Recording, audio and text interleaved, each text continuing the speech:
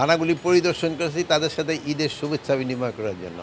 আপনারা জানান যে সবাই ছুটি গেলেও কিন্তু আমাদের এই বাহিনীর সদস্যরা কিন্তু ছুটি যেতে পারে না।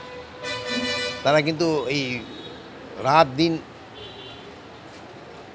তাদের ডিউটি করতে হয় এবং এই ডিউটি করেই কিন্তু জনগণ শান্তিতে ঘুমাইতে পারে এই ব্যবস্থা করে।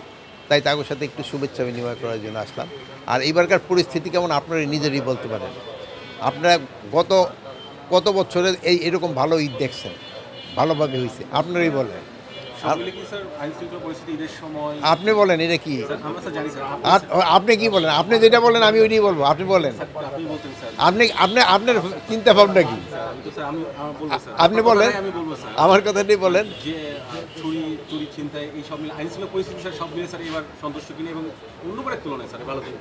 অন্যান্য বারে সব বারের তুলনায় এবার সবচেয়ে ভালো, বাট তারপরেও আইন শৃঙ্খলা পরিস্থিতি আস্তে আস্তে আরও উন্নতির দিকে যাবে।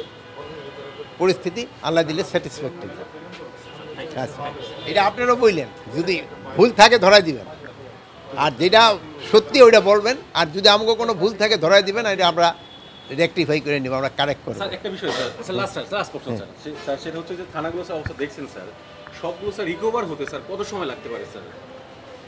এটার সাথে আমরা তো চেষ্টা করে যাচ্ছি। এটা জিনিসটা তো একদিন দুই দিনের ব্যাপার না, যেহেতু অনেকগুলি থানা তো নষ্ট হয়ে গেছে, এগুলি রিপেয়ার করতে তো টাকারও দরকার। তো আমরা টাকা পাচ্ছি এবং কাজ শুরু করে দিছি।